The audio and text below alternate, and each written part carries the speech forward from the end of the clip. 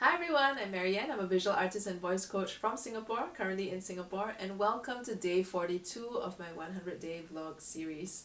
So this is a video project where for 100 days I record something daily where I share what I've learned about on this journey of pursuing my passion, following my dreams, making my dreams come true, doing whatever it is that really matters to me, and living the best life that only you can live. So if you have any questions relating to any of these things, feel free to ask them in the comments, or you can directly message me through any one of my social media links which are in the write-ups attached to these videos. So yesterday I shared about my music theory teacher when I was studying songwriting in Nashville, Tennessee, and what he shared in class that has stuck with me ever since. Which is, whenever we feel like we have this thing that we really have to do, like you have no choice, you have to do it, like it's an obligation. I have to clean the house, I have to wake up at 7 a.m., I have to go to work. Replace have with get, and it becomes I get to clean the house, I get to go to work, I get to wake up at 7 a.m. So it turns this thing that we see as an obligation, as something we have no choice, into an opportunity, and into something that we can start to be appreciative and grateful that we actually have this opportunity and we're still able to do these things that we are not necessarily things that we enjoy or things that we look forward to.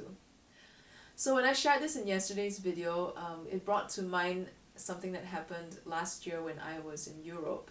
So last year I painted 6 Dream Tree murals in 4 countries abroad, and over 5.5 months. And how I did that was by attending artist residencies pretty much back to back over those 5.5 months. So 5 artist residencies in total. And by the time it got to the 4th one, I was having a really hard time, because one, I was exhausted. Okay, I've been painting 4 Dream Tree murals before that, so I was already pushing my creative and physical limit. So I was exhausted, and with all the traveling and moving from place to place. Plus, the night before I went to this village for my 4th artist residency, I stayed in a hostel where I unfortunately had a run-in with bedbugs, and I do not do well with bedbugs, okay, because I get a really bad reaction to their bites. So I had my whole body was just like swelling up everywhere, and it was like itchy and painful, and I even had one on my eyelid, so my eye was like this, okay. So it was really not fun. It was really not fun at all. And the day that I was going to that village, I had to go to the laundromat and get all my clothes cleaned, get my luggage cleaned, and I was sitting like a hobo in the main area of the hostel, just waiting for my stuff to be ready so I could leave. So it was just not a fun time. I didn't have a great start to that residency. And at the same time, because it's in a village, there's a lot of amenities that are lacking. And it wasn't just that, it was also that, the facilities that we had access to, like the house that we were staying in, the studio space that we had, in terms of the condition of the facilities, it was probably the worst that I had seen among all the residencies I've attended so far. Okay, it wasn't that bad, but just comparatively it was the worst. So I was already in a bad state, and then I go there, and things are not not the best or at least not a similar level that I had been accustomed to previously. Plus I was physically and mentally and emotionally exhausted, and all these little inconveniences kind of added up to a lot, because on their own, one or two things I would be fine, but it was just everything added up, and I basically kind of broke down in front of the 3 other artists that I was living with.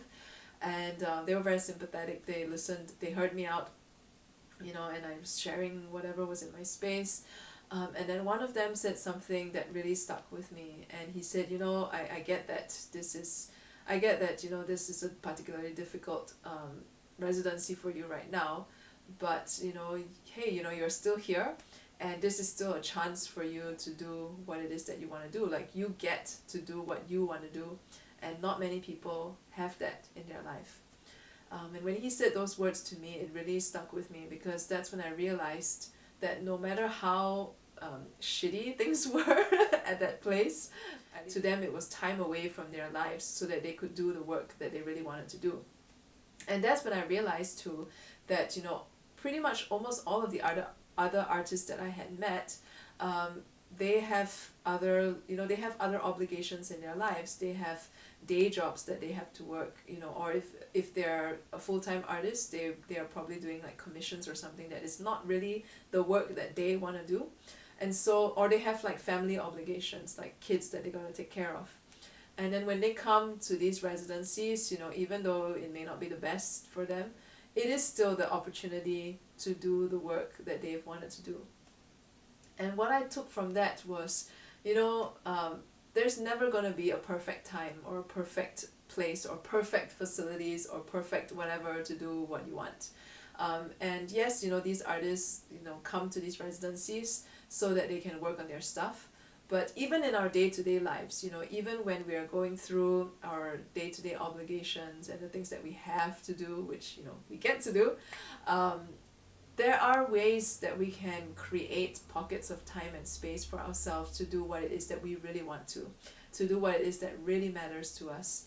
Because, you know, let's face it, there's never going to be that perfect time where, you know, all the stars will align and you have the perfect getaway or the perfect location or the perfect studio, or, you know, your friends will leave you alone for like 2 months so that you can do your own stuff. Like, you're never going to get to that point in time because, you know, people need you, because your life still needs to be maintained in its, you know, daily structures. You're never going to get to that perfect time. So the best that we can do is whatever, you know, opportunity we can get is to just make the best of it. You know, whatever time we can create for ourselves is to make the best of it, and, you know, do your best to just figure out a way to start doing the things that really matter to you right now. Life goes by really, really fast, and in the process of making things work for ourselves such that we can survive, I'm basically saying, you know, you also have a chance to figure out how you can thrive in your life and not just survive. That what is this higher purpose that you want to embody for yourself? What is this meaningful and worthy purpose that you want to explore in your life? What is something that you've been wanting to do for the longest time and you just haven't allowed yourself that, you know, that little bit of time to get started on it? So, you know, find ways to do them, find ways to get these things started, find ways and opportunities for yourself to do whatever it is that really matters to you, and to start living the life that you have always dreamed of for yourself. So if you like this video, subscribe to my YouTube channel or like my Facebook page wherever you're seeing it on. And if you have questions, feel free to leave them in the comments, or you can directly message me through any one of my social media links, which are in the write-ups attached to these videos. And I'll see you tomorrow.